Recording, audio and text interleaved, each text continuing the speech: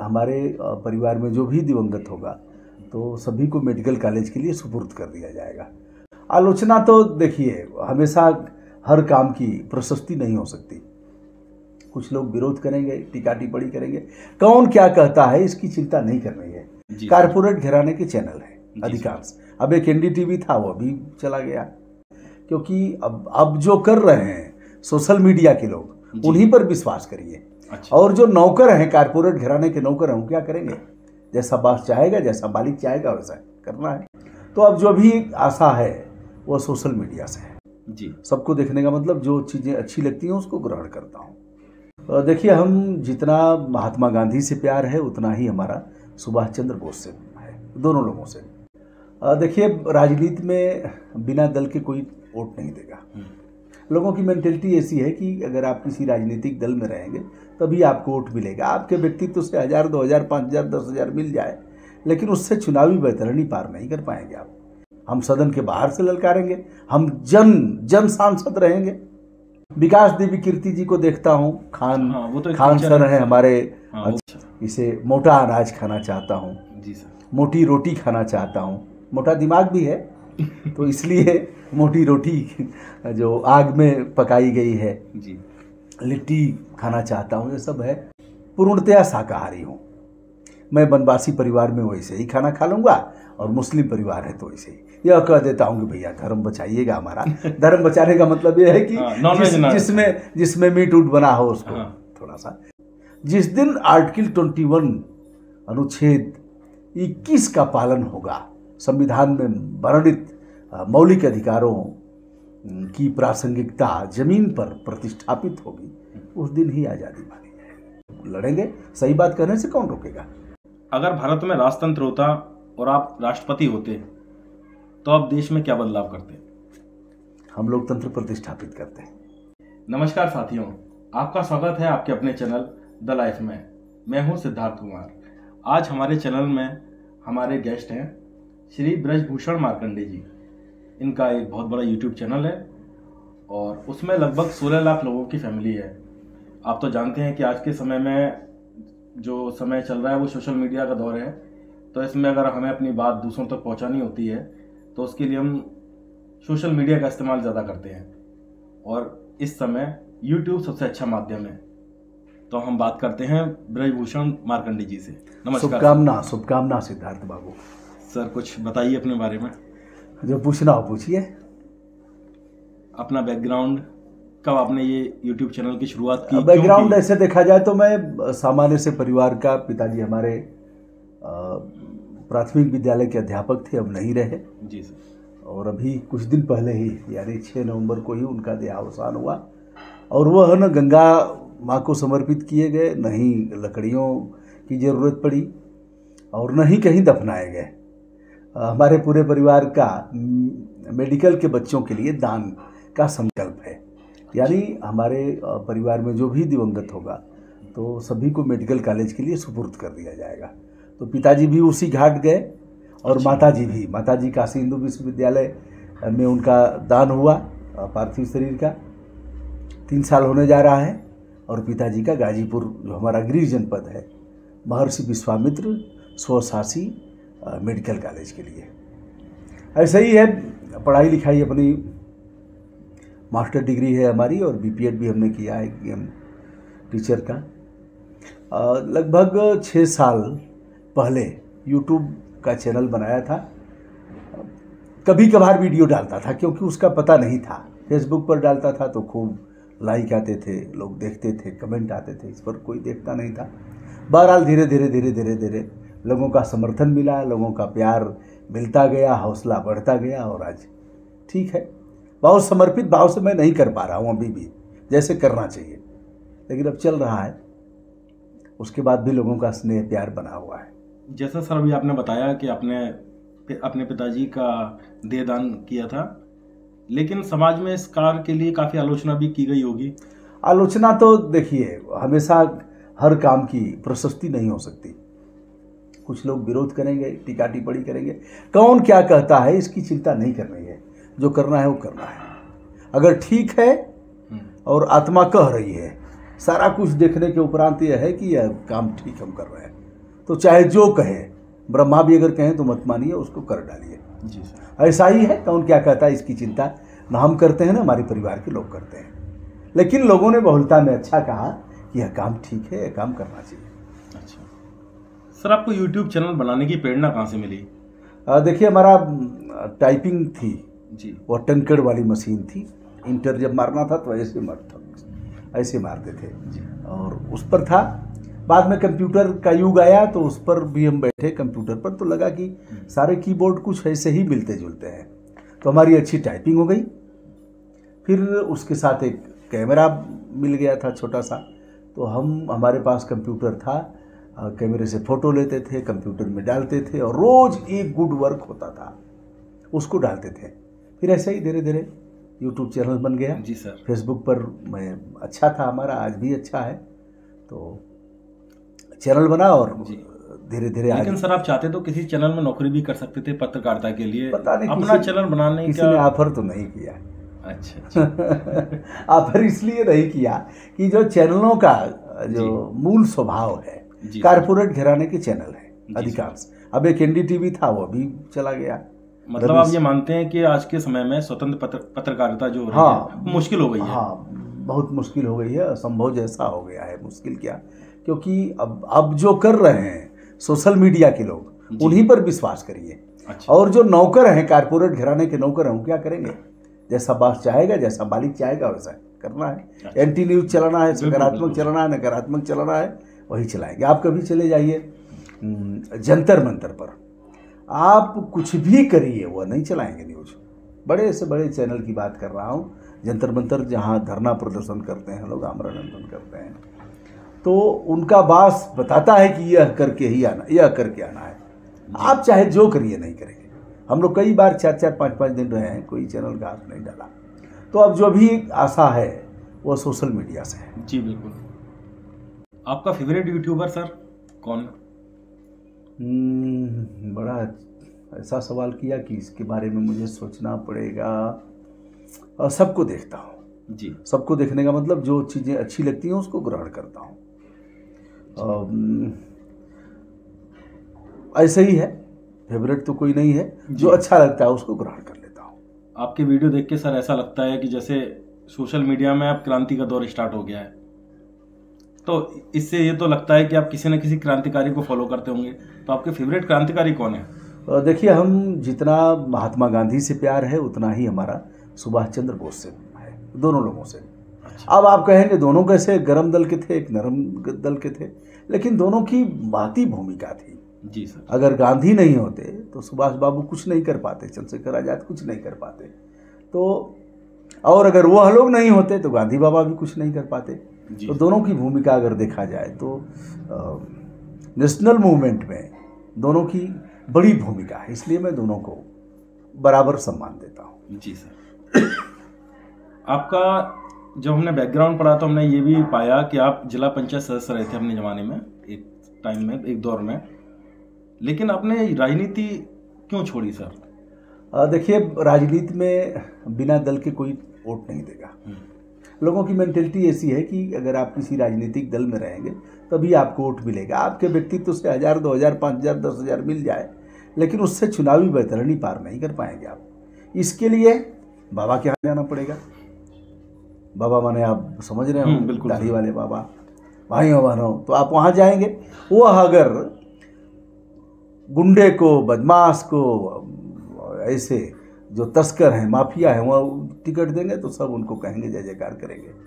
आप जाइए अखिलेश भैया के पास जाइए, भैया और धरती पुत्र तो अब रहे नहीं, तो लोगों ने अपने को दल के साथ जोड़ा है, आपको ऐसे नहीं। और लोगों को बड़ी चिंता है, कहेंगे भैया इनका तो वोटवे चढ़ नहीं रहा है, वोटवा हमारा नुकसान हो जाएगा, वोट नुकसान होगा। जी सर। तो इसलिए है, और एक अच्छा प्लेटफार्म है, तो जो हम वहाँ जा कर के करते हैं हम यहाँ से भी कर रहे हैं। जी सर। हम सदन के बाहर से ललकारेंगे, हम जन सांसद रहेंगे। बिल्कुल बिल्कुल। हम सांसद नहीं रहेंगे, हम जन सांसद रहेंगे। वह वैधानिक हैं, उनके पास मुहर लग गई है, उनको प्रमाण भारत निर्वाचन आयोग ने दिया है, हमें जनता ने प्रमाण दिया है। लेकिन वह जनता वोट नहीं देगी, वो यह कहेगी कि दुबे जी नेता हैं, अच्छे नेता हैं, वोट नहीं देगी। वोट तो बाबा के साथ है। जी। कभी कभी ऐसा होता है कि आप ऐसे मुद्दे, ज्वलनशील मुद्दे भी उठाते हैं जिससे कुछ लोगों को प्रॉब्लम होती है, शायद धमकियां भी आती होंगी। धमकी तो नहीं आई कभी। अच्छा, कभी नहीं आई। तो हाँ, यह कहते होंगे लोग, ऐसे कहते हैं कि गुरुजी आप हैं, दूसरा कोई रहता तो इसको धमकी ही मान लीजिए। अच्छा। लेकिन उसके मूल में मैं यह मानता हूं कि यदि आप नियत ईमान ठीक करके जी सर, आप उसको व्यवसाय नहीं बना रहे हैं, किसी भी ज्वलंत मुद्दे को लेकर के यदि आप उसे भुना नहीं रहे हैं, आपने अपना जमीर नहीं बेचा, आपने उस मामले में समझौता नहीं किया, तो यमराज भी कुछ नहीं बिगाड़ेंगे जी। वो अभी अपने भैंसे से कहेंगे, महिषासुर से, कि बेटा पीछे हट। यह है, ऐसा मैंने माना है। तो कभी धमकियों की नहीं आई, ऐसा कुछ नहीं हुआ। अच्छा। और सर, अगर आप यूट्यूबर ना होते, यूट्यूब ना होता, तो आप किस चैनल में काम कर रहे होते, करना चाहते? फिलहाल तो ऐसा कुछ दिख नहीं रहा है। एनडीटीवी था, वो भी खत्म हो गया। हम यह नहीं कहते हैं कि हमको केवल नकारात्मक दिखाना है, हम दोनों चीज दिखाएं। नहीं, पत्रकार को हम कभी यह नहीं, अभी यह नहीं है कि हम कभी, लेकिन ठीक है, उसी में सब अच्छा कर रहे हैं। अब कुछ बुरा कर रहे हैं तो उसको सब जान रहे हैं, अच्छा कर रहे हैं तो अभी बताने की आवश्यकता नहीं, सब जानेंगे। और बुरा कर रहे हैं तो उसे छुपाने में भी नहीं छुपेगा, सब जानेंगे। फिलहाल इस बारे में हमने सोचा नहीं है। और परमात्मा का शुक्रगुजार हूँ कि उसने एक प्लेटफार्म दिया कि बेटा काहे को पोखरी में जा रहे हो। पोखरी जानते हैं? जी बिल्कुल। पोखरी तालाब होता है। पोखरी तालाब का छोटा रूप, तालाब का छोटा रूप। पोखरी, गेड़ही, बावली। तो परमात्मा ने कहा बेटा उस पोखरी और बावली में क्यों जा रहे हो, हम तो तुम्हें समुद्र दे रहे हैं। तो परमात्मा ने समुद्र दिया है, हम उसके शुक्रगुजार हैं कि अपनी आवाज़ दबेगी नहीं। आपकी फेवरेट पत्रकार कोई हो? टुकड़े टुकड़े में, टुकड़े टुकड़े में जी। जैसे किसी ने पूछा आपके गुरु का नाम, तो हमने कहा टुकड़े टुकड़े में हमने गुरु बनाया है। अच्छा लगा, उसको ग्रहण कर लिया जी। ऐसे ही है, फेवरेट तो बस ऐसे ही है। अच्छा लगा तो उनका ले लिया, अच्छा लगा तो उनका ले लिया। विकास देवी कीर्ति जी को देखता हूँ, खान खान सर हैं हमारे, अच्छे हमारे पत्रकार, अच्छे हमारे मित्र हैं, पत्रकार ही हैं लोग, जो भी पत्रकार। आप भी हैं पत्रकार, घुरहू भी हैं पत्रकार, कतवारू भी हैं पत्रकार, खरभान भी हैं, सब पत्रकार हैं। लोकतंत्र में जो संविधान ने अधिकार दिया है तो सब। ये तो आपका यूट्यूब चैनल है, इसके अलावा आपके क्या क्या शौक है? शौक है खाना पीना में अगर देखा जाए तो मैं मंडुआ की रोटी खाता हूँ। मंडुआ रहा नहीं, बिहार में आपको उत्तराखंड में मिल जाएगा। सलाद मन से खाता हूँ। मंडुआ क्या होता है? मंडुआ पहले होता था, कोदो, सावा, मंडुआ, वह चीज़ें नहीं रही। अच्छा। इसे मोटा अनाज खाना चाहता हूँ जी सर। मोटी रोटी खाना चाहता हूँ। मोटा दिमाग भी है तो इसलिए मोटी रोटी जो आग में पकाई गई है जी, लिट्टी खाना चाहता हूँ। ये सब है। और उतना ही प्रेम से हरा मिर्च और रोटी मिल जाएगी तो उतना ही प्रेम से खाऊंगा जितना 52 प्रकार के 56 प्रकार के व्यंजन। ये है, चबा चबा के खूब खुश होकर के, वाह क्या मज़ा आ रहा है, आनंद आ रहा है। ऐसे है। जहाँ तक और कुछ है फेवरेट, और कोई मेरा शौक नहीं रहा जी। बाल का कभी शौक नहीं रहा, छोटा छोटा बाल हमेशा रखा जी। और पहनने में जो कुछ मिल गया वह पहन लिया। अब इधर धोती कुर्ता पहनने की इच्छा है, खड़ा उड़ाऊँ पहन लेता हूँ, ऐसे ही है। और कहीं कोई भेदभाव नहीं है खाने पीने में, पूर्णतया शाकाहारी हूँ मैं। वनवासी परिवार में वैसे ही खाना खा लूँगा और मुस्लिम परिवार है तो वैसे ही। यह कह देता हूँ कि भैया धर्म बचाइएगा हमारा। धर्म बचाने का मतलब यह है कि जिसमें मीट उट बना हो उसको थोड़ा सा परहेज करके अच्छे ढंग से धुल करके क्या किया जाएगा, ऐसे ही है। लेकिन मैं अंडा भी नहीं खाता। अच्छा, बहुत अच्छी बात है सर। कोई ऐसा किस्सा हो जिसमें सरकार ने या किसी गुंडे ने आपको कभी परेशान किया हो? सरकार ने परेशान क्या किया, एक बार हमने एक डीएम को चोर बनाया था और कहा था इनका चरित्र गली गली में दिख रहा। हमारे यहाँ के डीएम थे तो कल्याण सिंह उस समय चीफ मिनिस्टर थे। उनसे हमने कहा कि इनका चरित्र अच्छा नहीं है और इन गली गली में इनकी बदनामी हो गई है और ऐसे लोग रहेंगे तो यार। कल्याण सिंह ने उसको गंभीरता से लिया, लेकिन डीएम की तरफ से भी लोग थे तो खूब लड़ाई हुई। हमारे पिताजी का ट्रांसफ़र हुआ, उनका निलंबन किया, फिर बहुत कुछ हुआ। मैं लड़ता रहा, अंत में डीएम साहब का ट्रांसफ़र हुआ तो यह सब लड़ाई रही। बाद में संबंध भी अच्छे हुए, उनको भी महसूस हुआ, उन्होंने कहा मैं भी युवा था, दुबे जी भी युवा थे, और समझने में थोड़ी दिक्कत हुई, हम लोग आपस में नहीं जान पाए, यह सब था। तो ऐसे ही, और कोई परेशानी, खास परेशानी कुछ नहीं आई, बड़ा मजा आया हर काम में। क्या आपको सर ये लगता है कि देश पूर्ण रूप से स्वतंत्र है? देखिए, भारत के संविधान में अनुच्छेद 21 है जो सम्मान के साथ जीने का अधिकार देता है। जिस दिन अभी भी कंबल बांटे जाते हैं, लेकिन जिस दिन लोगों के घर में ठंड नहीं पहुंचेगी, यानी बिस्तर ठीक से हो, कंबल ठीक से हो, जिस दिन एक पौआ दूध बच्चे को मिलना शुरू हो जाएगा, तो उस दिन पोषण होगा। जिस दिन कपड़े तन पर होंगे, जिस दिन विद्यालय में, अभी एक फ़ोन आया था कि हमारे बच्चों को खड़ा कर दिया गया स्कूल में और अर्धवार्षिक परीक्षा में उन्हें भाग नहीं लेने दिया गया फीस के अभाव में, जबकि आरटीई कहता है कि ऐसा नहीं कर सकते। तो ये सब चीज़ें हैं। अगर दवा के अभाव में लोग मर रहे हैं, कहने में कोई गुरेज नहीं, दवा नहीं मिल पा रही है, पैसे है नहीं, तो ये आज़ादी तो आज़ादी नहीं है।